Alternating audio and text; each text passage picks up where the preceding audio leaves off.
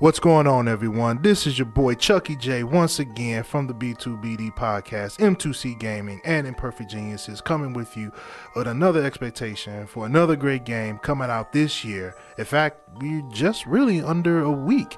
Resident Evil 7, y'all. That's right.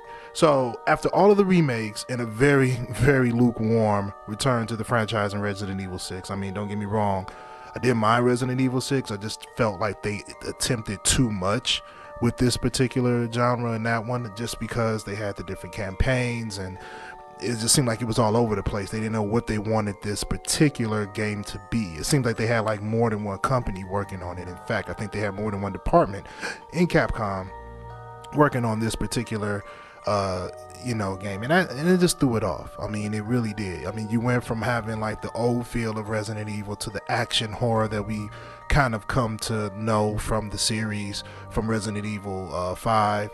And I think they had good intentions, but it just wasn't the same. So it looks like after all of that, we are finally getting back to Resident Evil survival horror, not action horror, survival horror. So even though they had a few problems with the action horror genre, and I did like it, don't get me wrong, but they never got back to that perfect formula I think they were trying to get to with Resident Evil 4. So the funniest thing about Resident Evil 7 is that we haven't heard a lot about it. I mean, other than a few rumors and what was revealed in the demo, we are pretty much in the dark about this game. What we do know is that you're in a house with a weird family that for some reason is trying to kill you. It's in first person, which is a very big shock considering none of the Resident Evils have been in first person, and I didn't know how I felt about it. At one point, I felt like they only did this because they wanted to corner the virtual, reality market. But I just didn't feel as if like this Resident Evil should have been in first person. I mean, when it first came out. Now that I looked at it, I've played the demo, I feel a little bit different. I think it gives it a certain edge to the game when you have something kind of right in your face.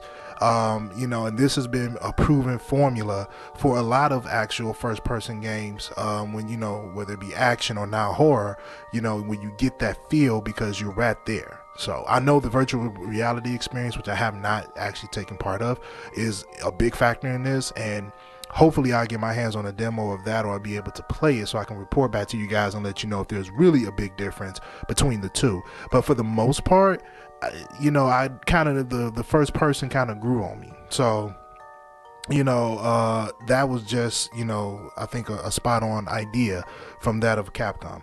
But you're in first person, you're trying to escape from this house. You pretty much have nothing more than what you can scavenge and find around in the area as you traverse through these 3 different sections, and boom, there you go, survival horror is back.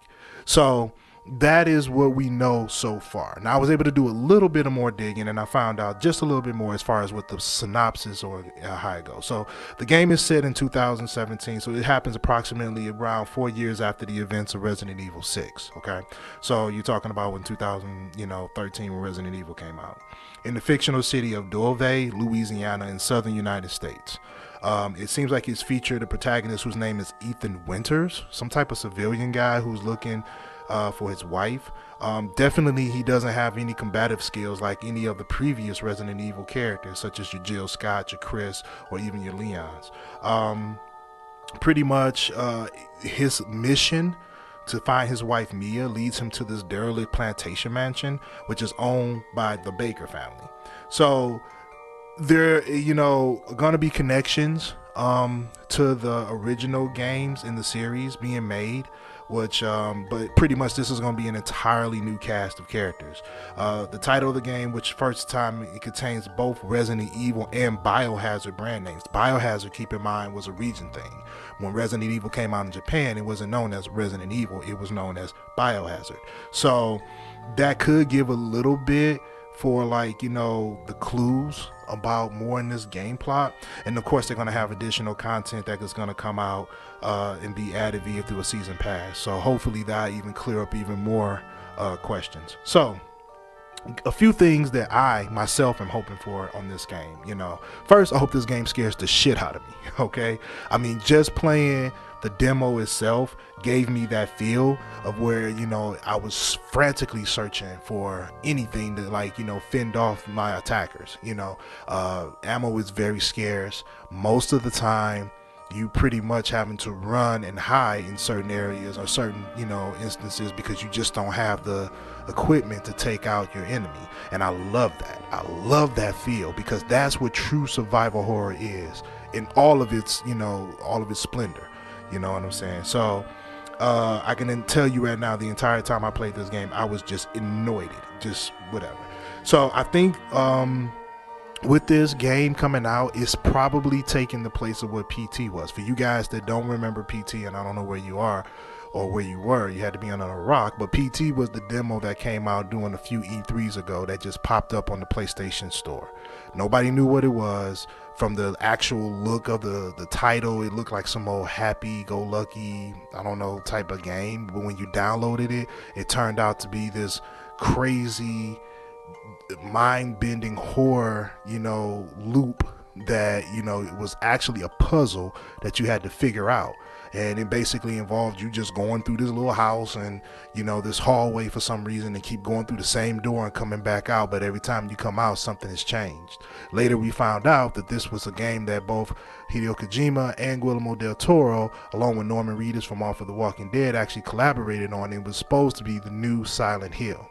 And everybody went apeshit over this particular demo just because it gave us what we wanted in a survival horror. And to have this franchise of Silent Hill come back so strong with these three people involved in it who are, masters, of course, in storytelling and acting, we thought we were about to get the survival horror of the century. And it got pulled. Nothing, it got completely yanked from us, and a lot of us was really pissed about that.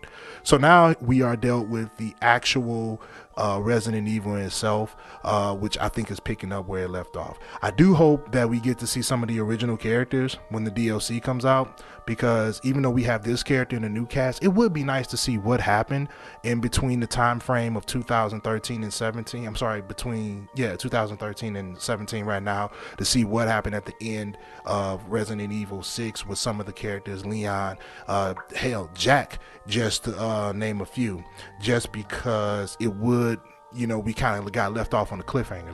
Last time we saw him, he was a bounty hunter, and that was it. He knew about what his destiny was in order to protect people. So we'll hope to see something like that. I would love to see a little bit more of Leon and Chris, and see what they, have accomplished around in that time. We saw Chris kind of getting back to leading his team. So I just want to see something that leads us to why are we in Louisiana and in this house, and who is this guy, that is just a random dude, Ethan, who has no experience whatsoever, that decides to go into this house to find his wife.